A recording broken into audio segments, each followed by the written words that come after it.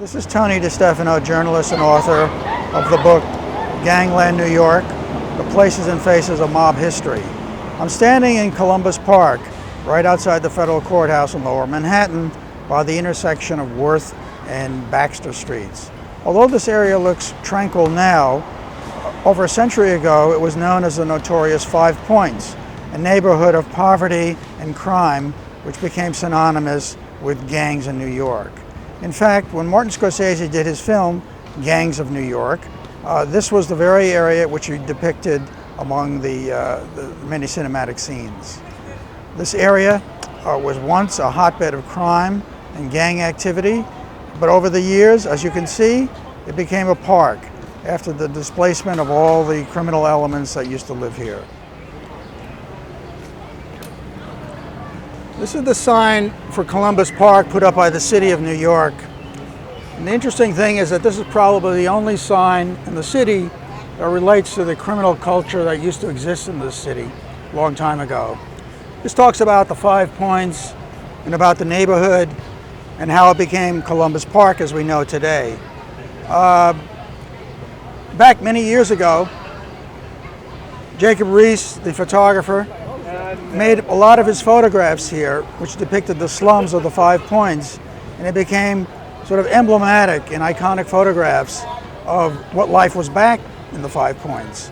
This was a period of time when these very areas we're standing in were known as places like Bandit's Roost and Donovan's Lane, which at the time when Riis took his photographs were really filled with hundreds and hundreds of Italian immigrants who used to live in this sort of squalid condition. The natural offshoot of all this lifestyle, as it were, was a criminal underclass that would sometimes take part in the crimes of New York, for want of a better expression. I'm standing at the intersection of Mulberry and Moscow Streets in Lower Manhattan, right outside what was the old Five Points neighborhood. This point is a particular interest because behind me, now a funeral home, used to be an Italian bank.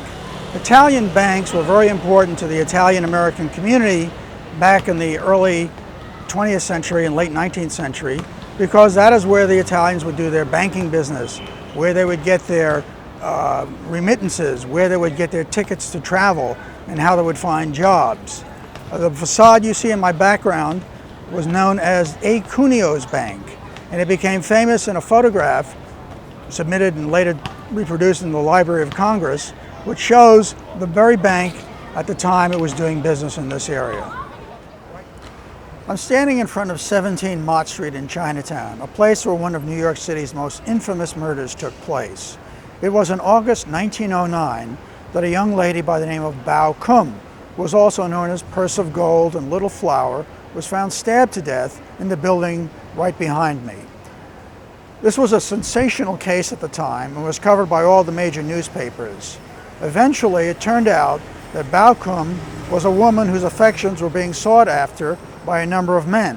Her boyfriend took her here to New York City, but she had actually been owned, if you want to look at it that way, by a man in San Francisco who had purchased her property rights to her for about $3,000. Well, there was a tremendous fight over her affections.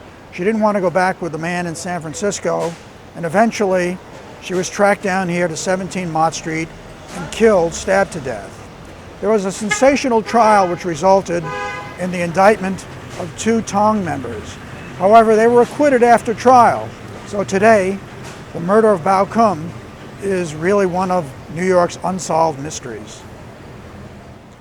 We're at number 12 Pell Street, which today is going to be a pharmacy. But in the early 20th century, it was known as the place where the Pelham nightclub, or Pelham Cafe, was run by a prominent Jewish gangster and political fixer by the name of Mike Salter. Mike Salter was a well-known character of this time and really was a gangster for all practical purposes.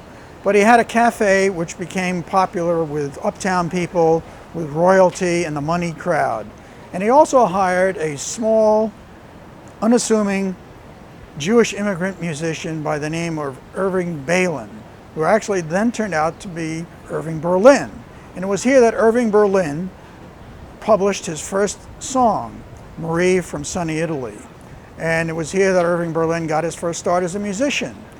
Salter and Berlin had a very nice relationship up to a point when, in a drunken stupor, Salter accused Berlin of stealing money, which wasn't true. So eventually their friendship fractured. Salter fired Berlin, who went on to fame. Salter ran into hard times and really died in poverty. But number 12 is where Irving Berlin got his start, and where Mike Salter, one of the Jewish gangsters of that time, held sway.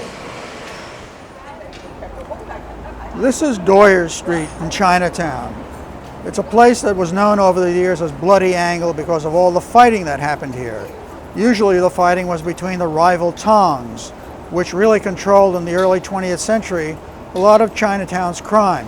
Opium, prostitution, gambling, you name it, they were all vying for it, and they had a large control of the rackets, as it were, in Chinatown. But they were fighting for control, and the results, of course, were predictable. A lot of gunfire, a lot of stabbings happened on this very street. There were also a lot of nightclubs here, run by a group of Jewish and Italian gangsters of the time. And at one point, Jimmy Durante got his start here as a waiter. The building I am now standing in front of used to be the Chinese Theater. The Chinese Theater was a popular theatrical venue in the early 20th century for Chinatown. But it also became a place of bloodshed, where on one night, a group of Chinese Tong members got into a shooting match and were shooting at each other, leaving about 3 or 4 people dead. The result was a long period of instability and fighting among the Tongs, which led to a lot of warfare over the years, and a body count that really rivaled anything the American Mafia put together.